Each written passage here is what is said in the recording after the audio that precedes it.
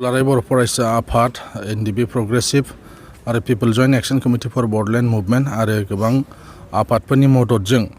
थांनाय समाव जोङो इउपिपिएल हान्जाखौ जोङो दानानै लादोंमोन जेला बड'लेण्ड सेपारेट स्टेटनि थाखाय जोङो सोमावसारदोंमोन बेयाव पलिटिकेल पेट्रनाइज जिहेतु गुबुन राजनितिक हान्जाफ्रा होआ बेनिखायनो गावहानो मोनसे पलिटिकेल पार्टि थानांगौ जाया जोंनो पलिटिकेल पेट्रनाइज होलांबाय थागोन बेखौ नोजोर बोनानै थांनाय जोंनि सोमावसारनाय समाव जोङो दुलाराय बर' फरायसा आफाद एनडिबि प्रग्रेसिभ पिपल जयेन्ट एक्शन कमिटि आरो बै समनि बिपिपिएफ आरो इउडिपिएफ बे हान्जाया ज' जानानै इउपिपिएल हान्जाखौ दानाय जादोंमोन एबारनि बिसायख'थियावबो जोङो बे हान्जाखौनो दुलाराय बर' फरायसा आफाद बेखौ मदद खालामगोन लागै बिथांमोना इउपिपिएल हान्जा एबा बिपिएफ हान्जाखौ जों सापर्ट होबाय होननानै एनडिबिनि जे मोनब्रै हान्जाजों दाजानाय जे कोअर्डिनेशन ग्रुप बे ग्रुपनिफ्राय बुङाखै दुलाराय बर' फरायसा आफादजों जिहेतु सोमावसारनायाव एनडिबि प्रग्रेसिभआ जागायजेननायनिफ्रायनो दंबोयो बे हिसाबै बिथांमोना इउपिपिएलखौनो सापर्ट खालामगोन बाखि मोनथामनि जि आफाद दङ बे आफादनि बेलायाव जोङो दिनै रोखा बुंनो हाया बिथांमोना सावरायलायगोन गावसिनि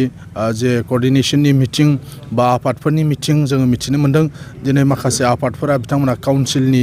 मिटिं दं बे मिटिंफोरनि उनाव हयथ' बिथांमोना रोखा खालामगोन जे इउपिपिएलखौनो सापर्ट खालामो ना बिपिएफखौ सापर्ट खालामो बिथांमोना हयथ' स्पष्ट खालामगोन नाथाय दुलाराय बर' फरायसा आफाद हिसाबै जों बुंबोबाय थादों जे सिगनेटरिस आफादफ्रा जों ज' जानानै जि एकर्ड जाबाय बिटिआर एकर्ड जाबाय बे एकर्डनि गासैबो क्लजफोरखौ इमप्लिमेन्टेसन खालामनांगौबा जों ज' ज'यै हाबा मावलांनाया मोजां जागोन होननानै जों बयखौबो एपिल खालामदों दिनै जोङो गोबां रायजो राजा गोबां दल संगठनफोरखौ नुनो मोन्दों जे सिगनेटरिस आफादफोरखौ बरायनाय हाबाफारिखौ लाबाय थादों बे बेलायाव सोरबा बिपिएफ बा बबेबा हान्जाखौ लिंलांनानै बरायदों बा गुबुन गुबुन आफादफ्रा गुबुन गुबुन दैदेनगिरिफोरखौ लांनानै बरायदों बे जाबाय थादों बे बेलायाव जोंहा जेबो बुंनांगौ गैया बिथांमोनखौ हयथ' बिपिएफ हान्जाया बरायनो लांदों बा सोरबा सोरबा आफादा सोरखौबा लिंलांदों सम आरो सुबिदा नायनानै गासैबो लिडारफोरखौ मोनसे प्लेटफर्मावनो हयथ' मोनजोबाखै सोरहाबा गुबुनाव कनसेन्ट होखानाय दङ बा गुबुन हाबाफारियाव नांथाबनानै थादों बिनि थाखाय गासैबो सिगनेटरिस आफादफ्रा बबेबा मोनसे हान्जानि बरायनाय बायदिसिनाफ्राव ज' ज' थांनो हायाखै बियो सैथो बाथ्रा नाथाय जों लुबैदों जे सिगनेटरिस आफादफ्रा पलिटिकेल पार्टिफ्रा ज' जानो हायाब्लाबो सिगनेटरिस आफादफ्रा ज' जानानै फैबाय थानाय समाव जोङो बिसायख'थियाव बाहागो लानानै जाहाथे जोंनि बे आफादफ्रा पावाराव फैयो आरो इमप्लिमेन्टेसन खालामनो हायो बेखौ जों लुबैदों दुलाराय बर' फरायसा आफादा बिटिसि गोरोबथानि उनाव जोङो दुलाराय बर' फरायसा आफादनि जे थांखि आरो नोजोर बायदियै फरायसाफोरनि जेंना जेंगोनाफोरखौ लानानै खामानि मावबोनो थाखाय जोङो 2006 मायथाइयाव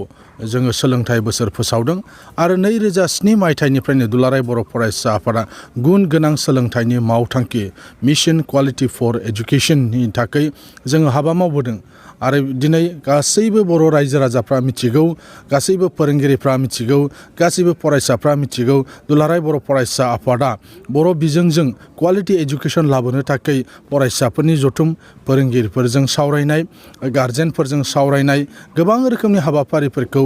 दुलाराय बर' फरायसा आफादा मावबोबाय थादों आरो जोंनि जे स्ल'गान बे स्ल'गानफोरखौ जोङो बुंबोबाय थादों जे साफ्रोमबो गोग्गो सोलोंथाइ मोननांगोन आरो बे सोलोंथाइया गुन गोनां जानांगोन होननानै जों बुंबोबाय थादों बिथाङा जानो हागौ गासैबो बाथ्राखौ मिथिगौब्लाबो बिथाङा गावनि राजखान्थि मुलाम्फानि थाखाय दुलाराय बर' फरायसा आफादखौ